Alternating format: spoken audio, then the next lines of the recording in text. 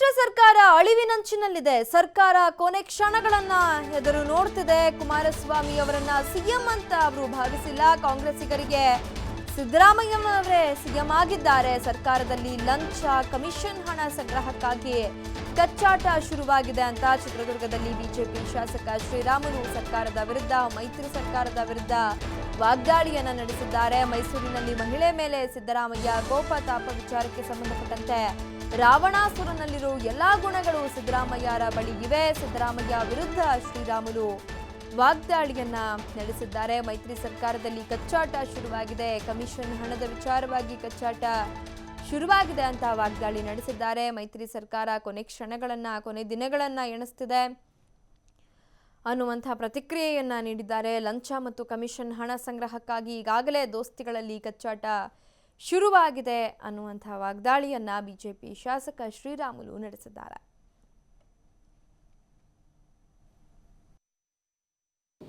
ಈ ಸರ್ಕಾರದಲ್ಲಿ ಕೊನೆ ಕ್ಷಣಗಳನ್ನು ನಾವೆಲ್ಲರೂ ಕೂಡ ನೋಡ್ತಾ ಇದ್ದೀವಿ. ಈ ರೀತಿ ಮುಖ್ಯಮಂತ್ರಿಗಳೇ ಬಂದು ನಾವು ರಾಜೀನಾಮೆಯನ್ನು ಕೊಡ್ತೀವಿ, ಅವ್ರು ಯಾರೋ ಶಾಸಕರು ಭಾಳಷ್ಟು ಮಂದಿ ಇವರು ನಮ್ಮ ಕುಮಾರಸ್ವಾಮಿಯವರು ಮುಖ್ಯಮಂತ್ರಿ ಅಲ್ಲ, ನಮಗೆ ಮುಖ್ಯಮಂತ್ರಿಗಳು ಸಿದ್ದರಾಮಯ್ಯರು ಅನ್ನಂಥ ಹೇಳಿಕೆಗಳು ಏನು ಕೊಡ್ತಾ ಇದ್ದಾರೋ, ನನಗೆ ಗೊತ್ತಿರೋ ಪ್ರಕಾರ ಈ ಸರ್ಕಾರ ನಾವೆಲ್ಲ ಕೂಡ ಕೊನೆ ಕ್ಷಣಗಳನ್ನು ನಾವೆಲ್ಲರೂ ಕೂಡ ನೋಡ್ತಾ ಇದ್ದೀವಿ.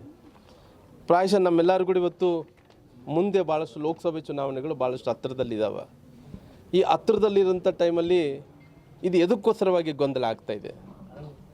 ಪ್ರಾಯಶಃ ಈ ಗೊಂದಲ ಎಲ್ಲ ಕೂಡ ಲೋಕಸಭೆ ಚುನಾವಣೆ ಹತ್ತಿರ ಬರೋ ಕಾರಣ ಎಲ್ಲೋ ಒಂದು ಕಡೆ ಅವ್ರಿಗೆ ಹಣಕಾಸು ಸಂಪನ್ಮೂಲಗಳು ಕೂಡಿಸ್ಕೊಳ್ಬೇಕಲ್ಲ. ಇವತ್ತು ಏನು ಸಂಪನ್ಮೂಲಗಳು ಕೂಡಿಸ್ಕೊಳ್ಳೋಂಥ ಟೈಮಲ್ಲಿ ಹಣ ಕಲೆಕ್ಷನ್ನು, ಹಣ ಸಂಗ್ರಹಣೆ ಮಾಡಬೇಕಲ್ಲ, ಅದಕ್ಕೋಸ್ಕರವಾಗಿ ಜಗಳ ಮಾಡ್ಕೊತ ಇದ್ದಾರೆ.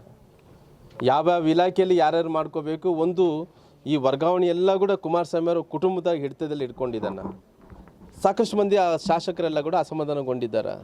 ಈ ಅಸಮಾಧಾನಗೊಂಡಂಥ ಟೈಮಲ್ಲಿ ಇವತ್ತು ಲೋಕಸಭೆ ಚುನಾವಣೆಗಳು ಹತ್ತಿರ ಬರುವಂಥ ಸಂದರ್ಭದಲ್ಲಿ ಈ ಜಗಳ ಕೊನೆ ಕ್ಷಣಗಳೇನು ಪ್ರಾರಂಭ ಆಗಿದ್ದೋ ಇವೆಲ್ಲ ಕೂಡ ಏನು ಲಂಚಕ್ಕೋಸ್ಕರವಾಗಿ, ಹಣ ಸಂಗ್ರಹಣೆ ಮಾಡೋಕ್ಕೋಸ್ಕರವಾಗಿ, ಕಮಿಷನ್ ಸಲುವಾಗಿ ಈ ರೀತಿ ಕಚ್ಚಾಡ್ಕೊತ ಇದ್ದಾರೆ.